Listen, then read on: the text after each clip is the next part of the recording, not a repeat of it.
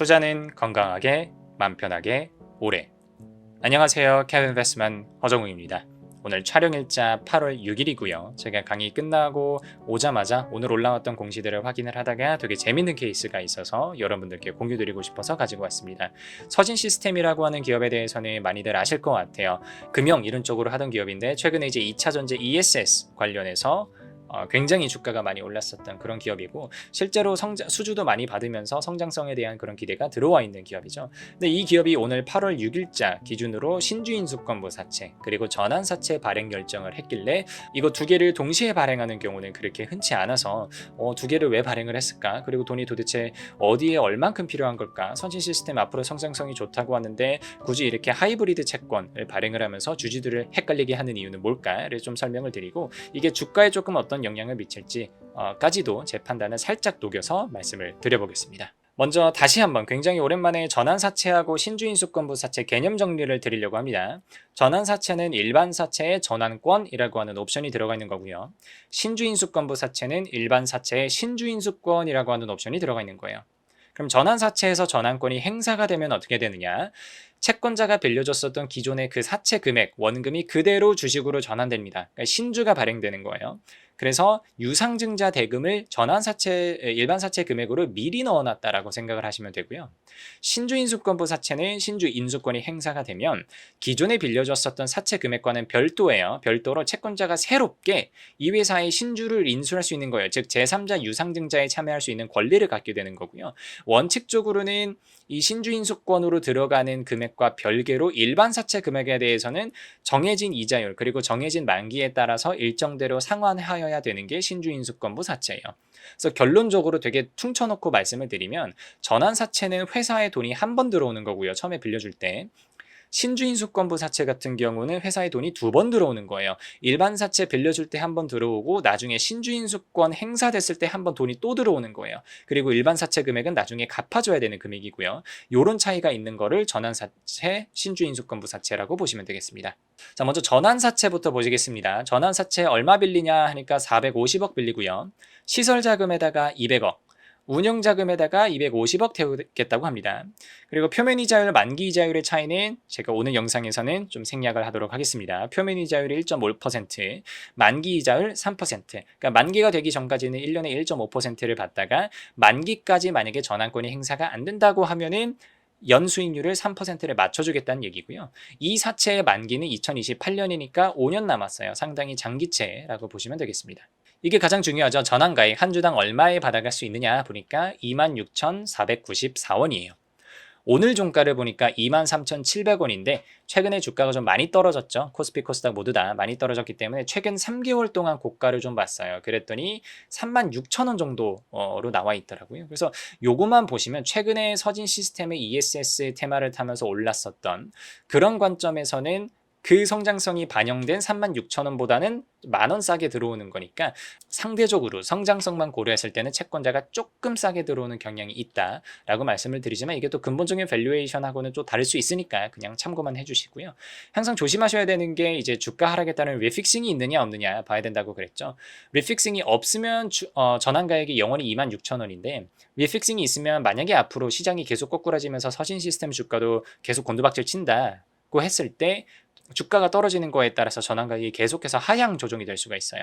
그럼 점점 채권자는 서진 시스템의 주식을 더 싸게 받아가게 되면서, 지금 여기 밑에 현재 기준으로는 3.03% 주식이 증가할 거라고 되어 있는데, 만약에 리픽싱이 있게 되면은 받아갈 수 있는 주식이 더 많아지겠죠. 그러면서 기존 주주들 입장에서는 주식이 계속해서 희석되는 그런 이펙트가 있을 거고요. 하지만 다행스럽게도 이번 전환사채는 주가 하락에 따른 리픽싱은 없습니다. 그래서 다행히 전환가액은 영원히 26,000원대로 고정이 될 거고요.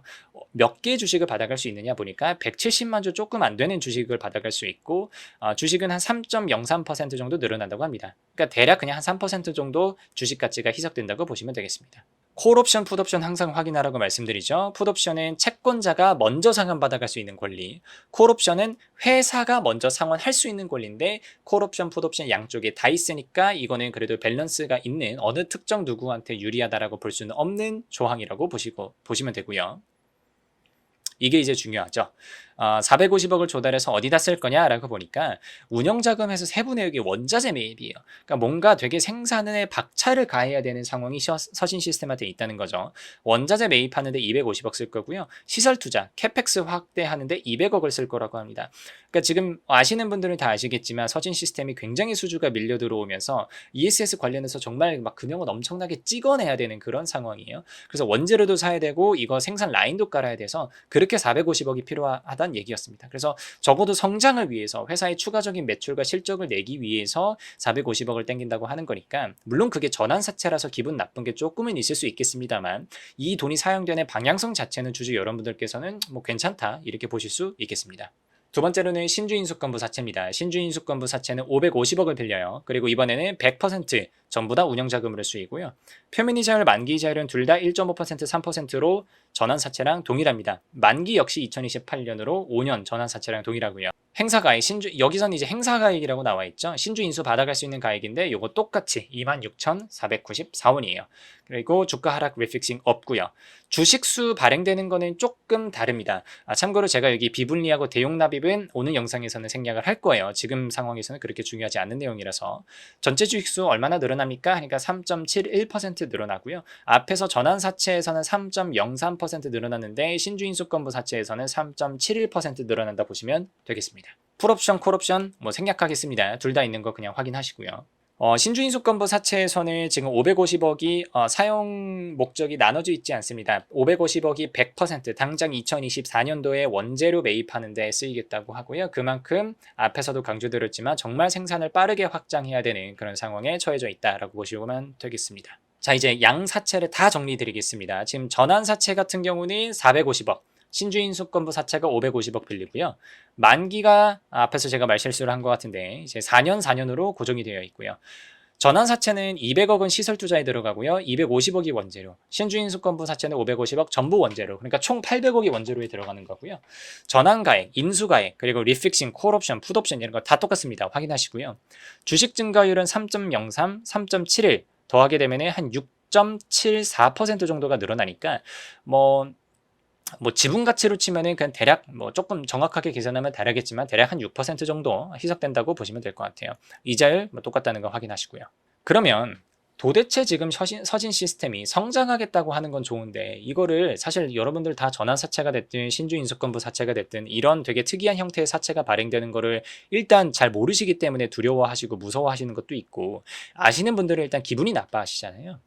근데 그럼에도 불구하고 지금 서진 시스템이 저렇게 성장성이 부각된다고 하는 애가 돈이 없나? 왜 저렇게 특이한 형태의 사채를 발행해서 돈을 빌려가면서까지 지금 성장을 해야 되는 거지? 자기 돈으로는 성장을 할 수가 없나 하는 의문이 들 수가 있죠. 그래서 올해 1분기 기준으로 재무상태표를 한번 열어봤어요. 그랬더니 이 회사가 지금 현금이 160억밖에 없어요.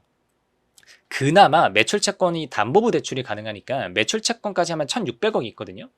그럼 이게 대략 한 1,800억이 채 안 되는 거예요. 전체 자산이 1조 6천억 조금 안 되는데 찾아보니까 다 유형 자산이거나 재고 자산이에요. 원재료 쪽 들어가 있어요. 그러니까 지금 생산을 하기 위한 그 준비 과정이 너무나 빡빡하게 이루어지고 있어서 자기한테 여유가 있는 현금은 없는 상황이죠. 근데 부채로 가보니까 자산 1조 6천억인데 부채가 1조라서 부채 비율이 조금 부담스럽기는 합니다. 근데 이 중에서도 단기 차입금이 3,400억, 유동성 장기 부채 2,500억, 장기 차입금 한 700억 정도 있어서 이렇게 쭉 합하면 지금 얼마예요? 한 5,800억, 한 6,500억 정도가 갚아야 되는 돈이죠. 물론 지금 성장성이 그래도 담보되어 있는 회사이기 때문에 당장 회사가 디폴트에 처하거나 그런 문제는 없겠지만 최근에 저희 TMF 사태에서도 보셨다시피 현금이 너무 없다라고 하는 거는 회사가 좀 신경 쓸 필요가 있을 것 같아요. 그런 상황에서 주어진 수주량을 다 감당하고 생산도 박차를 가하고 생산 라인도 캐파도 늘리고 캐펙스 투자도 하고 이러기 위해서는 현금이 정말 많이 필요한데 가용한 자원으로는 그걸 감당할 수가 없으니까 그래서 자기 주식을 담보로 걸고 쉽게 말하면 채권자한테 돈을 빌렸다라고 보시면 되겠습니다. 그래서 저는 이렇게 해석할 것 같아요. 그러니까 FN 가이드에 가서 앞으로 서진 시스템이 실적이 어떻게 날 것이라고 지금 애널리스트들이 예상을 하느냐 보니까 뭐 매출액 성장세 뭐 엄청나게 빠릅니다. 굉장한 기대감을 가지고 있는 기업이고 영업이익의 성장성도 빨라요. 그리고 순이익, EPS 성장성 뭐 당연히 다 빠르고요. 그래서 저는 두 가지로 시나리오를 좀 분리해서 드릴 것 같아요. 저는 이제 사실은 저는 서진 시스템에 뭐 투자하지도 않고 관심도 없습니다. 사실 개인적으로는 2차 전지 쪽에 제가 관심이 없어서. 근데 여러분들께서 이제 ESS 쪽의 성장성을 믿는다. 그래서 2024년, 5년, 6년도에 이 지금 추정된 성장치 그런 것들을 내가 진짜 믿는다. 이 정도로 성장할 수 있을 것 같다. 라고 하면 6.71% 주식이 증가하면서 주가가 희석되는 거는 주주 여러분들께서 참아볼 수 있을 것 같아요. 주식이 희석되는 정도보다 그 자금 총 800 얼마였죠? 거의 1000억이었죠. 1000억 정도를 땡겨서 희석되는 6.71%보다 더 많이 성장할 수 있다고 하면 그건 주주들한테는 결국엔 잘 된 일이니까. 근데 만약에 이게 약간 개인적으로 느끼기에는 요 성장에 대한 가정이 조금 과하다고는 느껴지긴 합니다. 개인적으로는. 그래서 혹시라도 중간에 뭐 최근에 시장 흐름도 그렇게 좋지도 않고 성장성이 훼손된다면 혹은 시장 참여자들이 서진 시스템의 성장에 대해서 의문을 갖기 시작한다면 이거 혹시 밸류에이션 부담이 생긴다거나 이런 상황이 됐을 때는 갑자기 뭐가 부각이 될 수가 있냐면 서진 시스템에 지금 앞에서 현금이 정말 없다 그랬잖아요. 재무 구조가 지금 상황에서 쉽지 않은 거예요. 뭐 당장 문제가 있어서 망하기 직전다 이렇게는 말씀드리지 못하겠습니다만 쉽지 않은 재무 구조를 가지고 있는데 그 재무 구조가 조금 부각이 되면서 주가에 안 좋은 영향을 미칠 수도 있고 그런 상황에서 이 회사가 전환 사채나 신주인 수권부 사채를 발행이 났다라고 하는 그 사실이 주주 여러분들한테 그때가 되면 센티멘털적으로 조금 안 좋게 작용할 수 있다는 거는 제가 좀 유의사항으로 말씀드려야 되겠습니다. 그래서 굉장히 빠르게 성장하고 있는 서진 시스템인데도 불구하고 조금 단기적으로 유동성이 부족해서 전환사채와 신주인 수권부 사채를 동시에 발행했어야만 했던 그런 배경을 설명을 드렸고 각각의 조건들도 설명을 드렸고 전환사채랑 신주인 수권부 사채가 어떻게 개념적으로 다른지까지도 굉장히 오랜만에 개념적으로 정리를 해드렸습니다. 오늘 영상이 여러분들께 도움이 되었기를 바라고요. 오늘은 여기까지 하겠습니다. 감사합니다.